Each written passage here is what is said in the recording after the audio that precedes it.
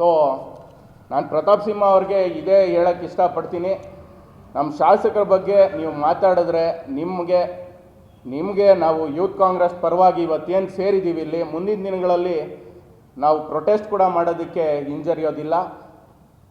ನಿಮಗೆ ಒಂದೇ ಎಚ್ಚರಿಕೆ ಕೊಡ್ತಾ ಇದ್ದೀವಿ, ನಮ್ಮ ಶಾಸಕರ ಬಗ್ಗೆ ಏನೇನೋ ಅವಹೇಳನಕಾರಿ ಹೇಳಿಕೆಗಳನ್ನ ನಿಮ್ಮ ಬೆಂಬಲಿಗರ ಕೈಯಲ್ಲ ಕೊಡಿಸ್ತೀರ. ನಮಗೇನು ಗೊತ್ತಿಲ್ವಾ? ಅವಹೇಳನಕಾರಿ ಸ್ಟೇಟ್ಮೆಂಟ್ ಕೊಡೋಕ್ಕೆ ನಮಗೆ ಬರೋದಿಲ್ವಾ? ನಾವು ಆ ಕೀಳ್ಮಟ್ಟಕ್ಕೆ ಇಳಿಯೋದಿಲ್ಲ. ಆ ಕೀಳ್ಮಟ್ಟದ ರಾಜಕೀಯ ನಮಗೆ ಬೇಡ. ಒಂದು ಯುವಕರು ಬಂದಿದ್ದಾರೆ, ಅವ್ರಿಗೆ ಬೆಂಬಲ ಕೊಡೋದಕ್ಕೆ ಆದಷ್ಟು ಇದು ಮಾಡಿ.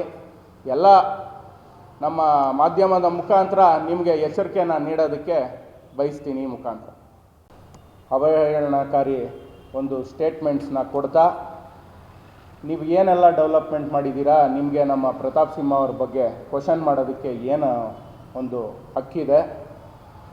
ಕೊಡಗು ಮತ್ತು ಮೈಸೂರು ಕ್ಷೇತ್ರಕ್ಕೆ ನಮ್ಮ ಸಂಸದರಾದಂಥ ಪ್ರತಾಪ್ ಸಿಂಹ ಅವರು ಸುಮಾರು ಡೆವಲಪ್ಮೆಂಟ್ಸ್ ಮಾಡಿದ್ದಾರೆ ಅಂಥೇಳಿ ಅವರ ಡೆವಲಪ್ಮೆಂಟ್ಸ್ ಬಗ್ಗೆ ಹೇಳ್ತಾ ನಮ್ಮ ಶಾಸಕರನ್ನ ಅವಹೇಳನಕಾರಿಯಾಗಿ ನಿಂದಿಸ್ತಾ ಓಪನ್ನಾಗಿ ನೀವು ಬಂದು MP ಕಂಟೆಸ್ಟ್ ಮಾಡಿ ಅನ್ನೋದು ಮುಖಾಂತರ ಒಂದು ಕರೆಯನ್ನು ಕೊಟ್ಟಿದ್ದಾರೆ.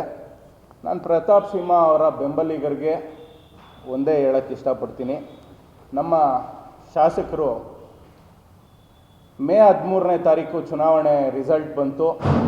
ಮೇ ಬಿಟ್ಟರೆ ಜೂನಿಂದ 7 ತಿಂಗಳಾಗಿದೆ. 7 ತಿಂಗಳಲ್ಲಿ ಸುಮಾರು ಅಭಿವೃದ್ಧಿ ಕಾರ್ಯಗಳನ್ನ ಮಾಡಿದ್ದಾರೆ. ತಮ್ಮೆಲ್ಲರಿಗೂ ತಿಳಿದಿರೋ ಹಾಗೆ ಅವರ ಕನಸಿನ ಯೋಜನೆಗಳಾದಂಥ ಅವರು ಎಲೆಕ್ಷನ್ಗೆ ಕಂಟೆಸ್ಟ್ ಮಾಡಿದಾಗೆ ಹೇಳ್ತಿದ್ರು, ನಾನೊಂದಷ್ಟು ಯೋಜನೆಗಳನ್ನ ಇಟ್ಕೊಂಡಿದ್ದೀನಿ,